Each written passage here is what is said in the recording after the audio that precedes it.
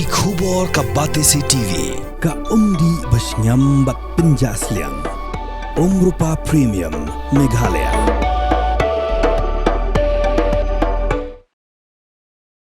Kejingdan Jungmar po kendo uranium. Pakathain Southwest Khasi Hills District. Hakaniga jala Meghalaya. Kelalong kamat ikran kebelas lembha. Bat kikin hun repair. Kentop. Iki pajba. Kelayang persya ikajing temu jangka sorkar pedeng. Ban klong yu uranium. Hendray. Haka pratrik nailur arajar arpusan. Kasorkar pedeng ling baka Ministry of Environment, Forest and Climate Change, kelapin mi daga Office Memorandum, kabalapin kelaya ke Regulatory Landscape, ban klong iki marpo kendo ki bakongsan, kibedan hakari India barok away. Hakabi debat kini ke National People's Youth Front, balalam kamat du Presiden ba wailat miki shilla, beru sekretari ba bajaping rope kila IT deka jingtho, hau menteri rang ba ke jilla bu nyekran baki buah jong sorkar pedeng, bahkan pelat no ya ke jilla Meghalaya, nakani ke Office Memorandum, belapin mi deka Ministry of Environment, Forest and Climate Change. Te kani ka jing ai jungi ne ka kani ka shithi sha Honorable Chief Minister mendasi ka ba ngin share bat fi ki media ro kalong ka ka belong alarming khamtam yangi ka state jungi Meghalaya hakabai dei bat uranium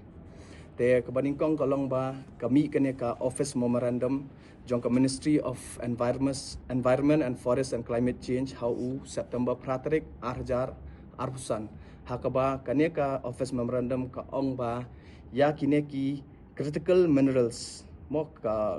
exam yaki mining projects for minerals classified under Part B atomic minerals and Part D critical and strategic minerals of the Mines and Minerals Development Regulation Act from public consultation processes. Previously, kineki project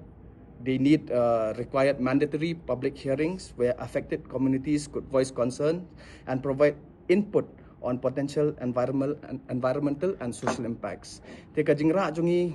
kani jong kani ka issue syai Honorable Chief Minister jong ka state ka jongi kalong ba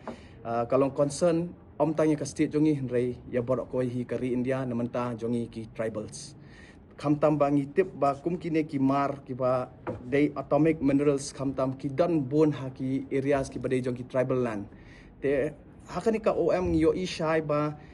ya kani ka issue ki kam exam ru na po ka 6 schedule hakaba ka state jongi ngitip bangi dan hapo ka 6 schedule 98%. Then natakaraw nakaliang jongi kum ka NPYF ni Sokhya ya kani ka Office Memorandum ka balami jong ka Government of India but omtang tata bangi ay ka jing tho Chief Minister badan buram hendrai nakaliang jongi ka NPYF ngin ya chakmat bangin wat bangin ya bodien chedu Delhi ru namanta kani ka issue knamba hakani ka jala ka jongi ka kumba exam ya ka CE kideban exam ya kani ka issue ka belong very concerning and very critical na kabanta ka state ka jongi fi ka baning kong kalong kumne mo long ngimpat voice ya concern jongi sha Government of India tingila ya voice ya concern sha Honorable Chief Minister